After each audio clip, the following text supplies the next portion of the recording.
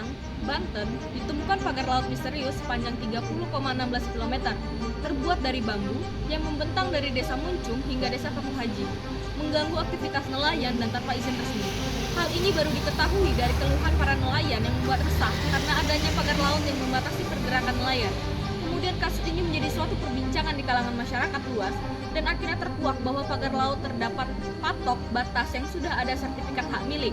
Hal ini melanggar peraturan yang telah ditetapkan di dalam Undang-Undang Pokok Agraria Pasal 1 Ayat 4 serta wilayah laut dan pesisir yang merupakan ruang publik yang dikuasai oleh negara sebagaimana diatur dalam Pasal 33 Ayat 3 Undang-Undang 1945 dan Undang-Undang Nomor 27 Tahun 2007 tentang pengelolaan wilayah pesisir dan pulau-pulau kecil.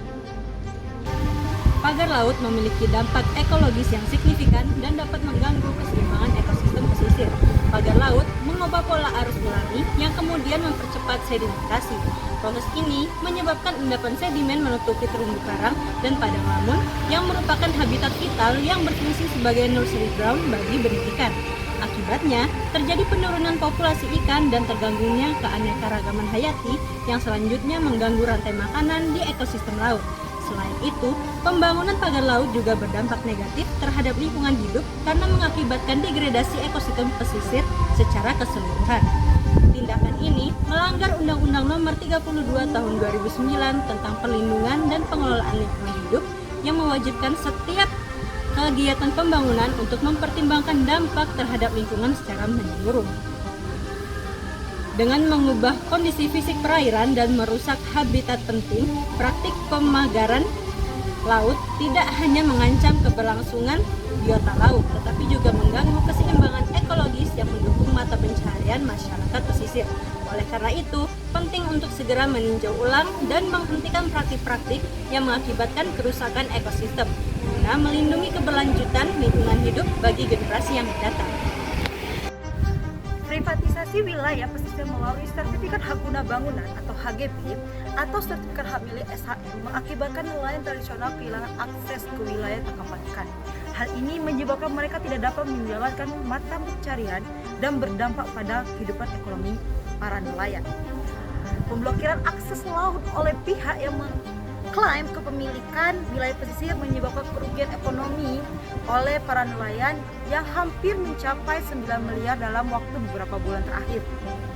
Dan dalam aspek sosial, hal ini bertentangan dengan prinsip keadilan sosial dalam hukum agraria yang menjamin hak masyarakat untuk mengakses dan memanfaatkan sumber daya alam termasuk wilayah lain. Dari sisi aspek hukum, hal ini bertentangan dengan hak publik. Berdasarkan Undang-Undang Nomor 27 Tahun 2007 tentang pengelolaan wilayah pesisir dan pulau-pulau kecil yang mengatur pengelolaan sumber daya alam di wilayah pesisir dan pulau-pulau kecil untuk kepentingan pembangunan berkelanjutan, wilayah laut harus dimanfaatkan untuk kepentingan masyarakat umum, bukan individu atau kelompok tertentu. Hal ini juga melanggar prinsip konstitusi. Pasal 33 ayat 3 Undang-Undang Dasar 1945 menyatakan bahwa kekayaan alam harus digunakan sebesar-besarnya untuk kemakmuran rakyat. Pemasangan pagar laut berbasis hak guna bangsa bertentangan dengan prinsip ini. Laut sebagai sumber daya terbuka tidak dapat dimiliki atau dikuasai secara pribadi oleh perusahaan. Pemberian HGB di atas laut melanggar prinsip ini karena mengubah laut menjadi ruang privat yang seharusnya tetap menjadi ruang milik publik untuk kepentingan bersama. Baik, solusi dan rekomendasi untuk mengatasi masalah pemagaran laut memerlukan pendekatan terpadu yang melibatkan restorasi ekosistem, penguatan regulasi, dan juga advokasi hak masyarakat pesisir. Restorasi ekosistem mengganti pagar laut yang telah menghambat akses masyarakat dengan solusi berbasis ekosistem merupakan langkah yang strategis. Rehabilitasi mangrove misalnya tidak hanya berfungsi sebagai penghalang alami yang melindungi garis pantai dari abrasi, tetapi juga menyerap karbon, menyediakan habitat bagi biota pesisir serta mendukung keberlangsungan mata pencarian nelayan. Selanjutnya yaitu penguatan regulasi. Penting untuk memastikan bahwa pengelolaan wilayah pesisir sesuai dengan ketentuan yang tertuang dalam Undang-Undang Nomor 27 Tahun 2007 tentang pengelolaan wilayah pesisir dan pulau-pulau kecil. Pengawasan yang ketat oleh pemerintah diperlukan untuk mencegah praktik privatisasi ilegal dan penyalahgunaan kewenangan yang seringkali terjadi dalam penerbitan izin dan sertifikat atas wilayah pesisir. Koordinasi antar instansi seperti antara Kementerian ATR BPN dan Kementerian Kelautan harus ditingkatkan untuk menetapkan batas-batas wilayah yang jelas dan menjamin bahwa kebijakan yang diterapkan selalu mengutamakan kepentingan umum dan keberlanjutan lingkungan. Yang selanjutnya yaitu advokasi hak masyarakat pesisir. Memberdayakan masyarakat pesisir merupakan komponen kunci untuk mempertahankan akses mereka ke sumber daya laut.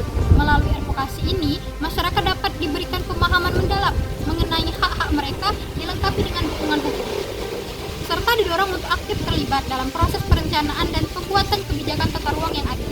Partisipasi masyarakat dalam pengambilan keputusan ini juga penting agar kepentingan dan tradisi nelayan tetap terlindungi dan dapat beradaptasi dengan dinamika pembangunan di wilayah pesisir. Dengan mengintegrasikan ketiga pendekatan ini, restorasi ekosistem akan memulihkan dan melindungi lingkungan, penguatan regulasi untuk mencegah penyalahgunaan kewenangan, serta advokasi hak wilayah pesisir masyarakat untuk memastikan akses yang adil. Terima kasih.